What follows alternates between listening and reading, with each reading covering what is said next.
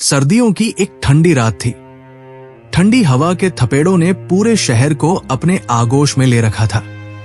चारों तरफ घना कोहरा फैला हुआ था और ट्रेन स्टेशन पर सन्नाटा पसरा हुआ था। विक्रम, जो एक युवा फोटोग्राफर था, अपने अगले प्रोजेक्ट के लिए एक अनजान जगह की ओर रवाना हो रहा था। उसने एक पुरानी ट्रेन चुनी जिसका नाम था ब्लैक मिस्ट एक्सप्रेस। ये ट्रेन कुख्यात थी क्योंकि इसके बारे में कहा जाता था कि रात में इसमें असामान्य घटनाएं होती हैं। विक्रम जब ट्रेन में चढ़ा तो उसने देखा कि ट्रेन में कुछ ही यात्री थे। अंदर की लाइट्स मध्यम थी और कोच में एक अजीब सी ठंडक थी।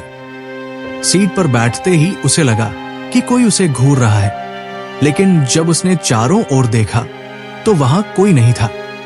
ट्रेन ने धीरे धीरे प्लेटफॉर्म छोड़ा और कोहरे में गायब हो गई।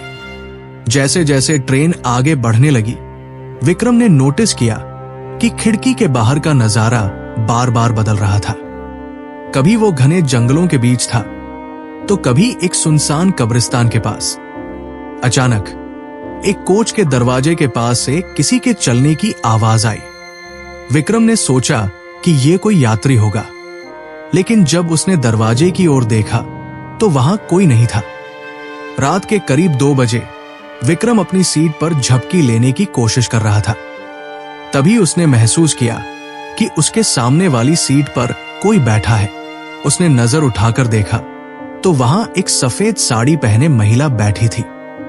उसका चेहरा झुका हुआ था और बाल बिखरे हुए थे। विक्रम ने उसे बात करने की कोशिश की, लेकिन उसने कोई जवाब नहीं दिया। कुछ ही पल बाद जब विक्रम ने फिर देखा तो वो महिला वहां से गायब हो चुकी थी। ट्रेन में एक बूढ़ा कंडक्टर विक्रम के पास आया और उसके टिकट की जांच की। विक्रम ने उससे पूछा, ये ट्रेन इतनी अजीब क्यों लग रही है? कंडक्टर ने हंसते हुए कहा, ये ट्रेन हर जगह नहीं रुकती। ये केवल उन स्टेशनों पर रुकती है जो इस दुनिया से परे हैं। विक्रम ने सोचा कि कंडक्टर मजाक कर रहा है, लेकिन जब उसने पीछे मुड़कर देखा तो कंडक्टर गायब हो चुका था। ट्रेन एक लंबी और अंधेरी सुरंग में प्रवेश कर गई। विक्रम ने खिड़की के बाहर झांकने की कोशिश की, लेकिन बाहर कुछ भी नजर नहीं आ रहा था। अचानक ट्रेन की लाइट्स तेजी से झपकने लगी। सुरंग के अंदर विक्रम ने देखा कि खिड़की के बाहर लोगों की परछाइयां चल रही थी, लेकिन ट्रेन की गति तेज थी। ये परछाइयां ट्रेन के साथ साथ दौड़ रही थी। ट्रेन के अगले कोच से लोगों के चीखने और हंसने की आवाजें आ रही थी। विक्रम ने हिम्मत करके उस कोच में कदम रखा। वहां का नजारा भयावह था। कोच में बैठे यात्री धुएं की तरह गायब हो रहे थे। सीटों पर खून के निशान थे और हवा में अजीब गंध थी। रात के करीब 4 बजे ट्रेन एक सुनसान स्टेशन पर रुकी। स्टेशन का नाम डेड एंड था। विक्रम ने ट्रेन से नीचे उतरने की कोशिश की, लेकिन जब उसने स्टेशन पर कदम रखा तो उसे महसूस हुआ कि उसकी घड़ी बंद हो चुकी थी और समय थम गया था। स्टेशन पर कई यात्री खड़े थे, लेकिन उनके चेहरे साफ नहीं दिख रहे थे। अचानक एक आदमी ने विक्रम से कहा, तुम्हारे पास समय कम है, यहां से भाग जाओ। विक्रम किसी तरह ट्रेन में वापस चढ़ा।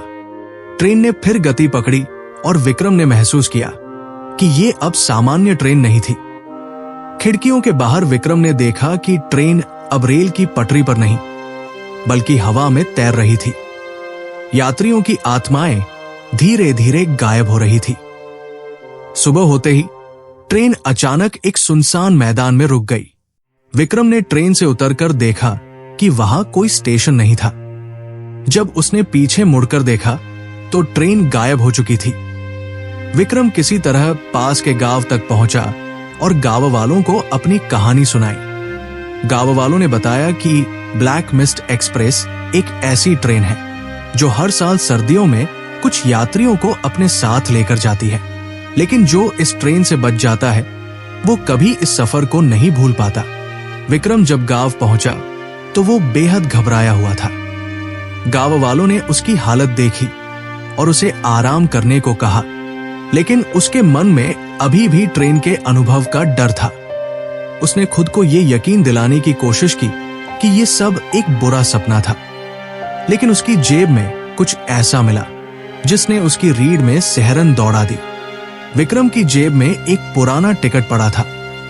उस टिकट पर लिखा था black mist express, dead and station, एक तरफा यात्रा।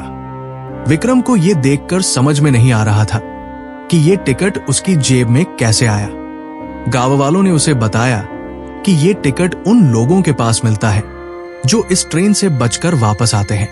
विक्रम ने सोचा कि गांव में रुकना सुरक्षित रहेगा, लेकिन रात में उसे ऐसा महसूस हुआ कि कोई उसके घर के पास घूम रहा है। उसने खिड़की से बाहर झांका तो उसने वही सफेद साड़ी वाली महिला देखी जो ट्रेन में थी।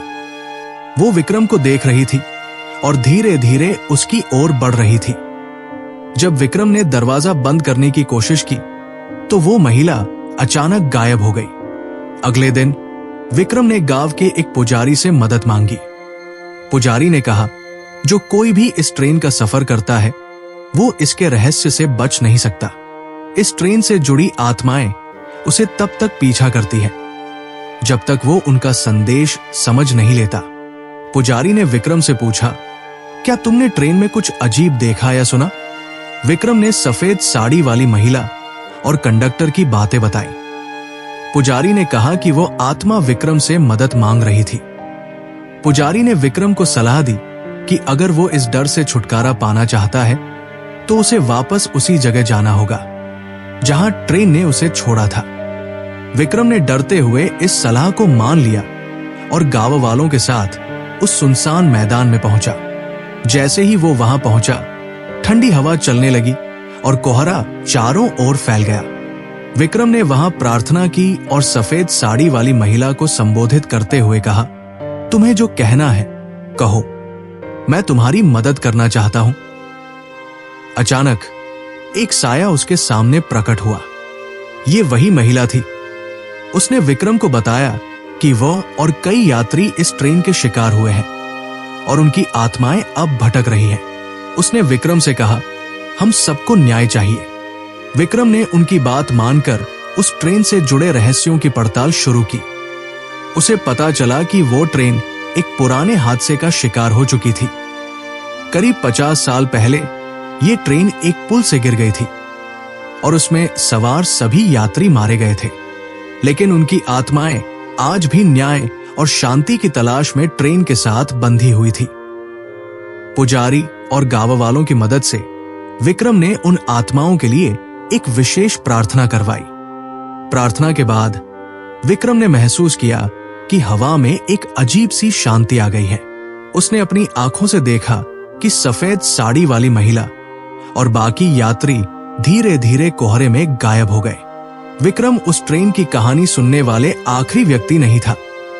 वो अपने जीवन में दोबारा कभी ऐसी ट्रेन में सफर नहीं करना चाहता था, लेकिन वो जानता था कि वो अकेला नहीं है।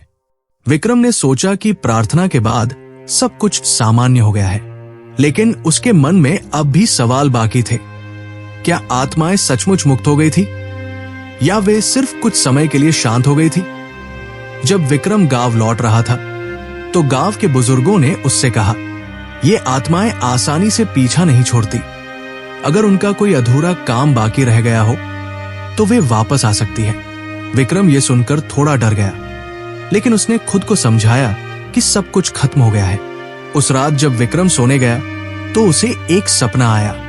उसने देखा कि वो फिर से उसी ट्रेन में बैठा है। ट्रेन के अंदर सब कुछ शांत था, लेकिन खिड़कियों के बाहर सिर्फ अंधेरा था। अचानक वो कंडक्टर फिर से उसके सामने आया और मुस्कुराते हुए बोला, तुम्हें लगा कि कहानी खत्म हो गई है? नहीं, ये तो सिर्फ शुरुआत है। विक्रम डर के मारे जाग गया और पसीने से तरबतर था। अगले दिन विक्रम ने पाया कि उसकी जेब में वही ब्लैक मिस्ट एक्सप्रेस का टिकट अभी भी था। उसने गांव के पुजारी से पूछा, ये टिकट अभी भी मेरे पास क्यों है? पुजारी ने कहा, शायद ये एक संकेत है कि तुम्हें अभी और कुछ करना है। ये ट्रेन एक पुल से गिरी थी, लेकिन उसके पीछे की वजह अब तक कोई नहीं जानता। शायद आत्माओं को अभी भी पूरी शांति नहीं मिली। विक्रम ने हिम्मत जुटाई और उसी पुल की ओर जाने का फैसला किया। जहां ट्रेन हादसे का शिकार हुई थी। गांव के कुछ लोग उसके साथ गए, लेकिन जैसे ही वे पुल के करीब पहुंचे, उन्हें अजीब सी आवाजें सुनाई देने लगी। ठंडी हवा ने उनके चेहरे पर चाबुक की तरह वार किया। पुल पर पहुंचने के बाद विक्रम ने देखा कि वहां अजीब सी छायाएं घूम रही थी। वो सफेद साड़ी वाली महिला फिर से दिखाई दी और उसने विक्रम से कहा, हमें धोखा दिया गया था। इस पुल को जानबूझकर गिराया गया था। हमारी मौतें एक साजिश का नतीजा थी। विक्रम को समझ में आ गया कि यह कोई साधारण हादसा नहीं था। विक्रम ने इस साजिश की गहराई से पड़ताल शुरू की। उसने पुराने अखबारों और रिकॉर्ड्स को खंगाला। उसे पता चला कि उस ट्रेन का हादसा किसी तकनीकी खराबी की वजह से नहीं, बल्कि रेलवे विभाग के कुछ भ्रष्ट अधिकारियों की लापरवाही से हुआ था। पुल की मरम्मत का बजट हड़प लिया गया था और पुल को समय पर ठीक नहीं किया गया था। विक्रम ने इस सच को सामने लाने के लिए पत्रकारों और प्रशासन की मदद ली। जब सच्चाई सबके सामने आई तो उन अधिकारियों के खिलाफ कार्रवाई हुई। विक्रम ने उस पुल के पास एक स्मारक बनवाने का प्रस्ताव रखा ताकि उन यात्रियों की आत्माओं को सम्मान और शांति मिल सके। स्मारक बनने के दिन विक्रम ने फिर से सफेद साड़ी वाली महिला और अन्य यात्रियों की आत्माओं को देखा। इस बार वे शांत और मुस्कुराते हुए लग रहे थे। महिला ने विक्रम से कहा, अब हम मुक्त हैं, तुम्हारा धन्यवाद।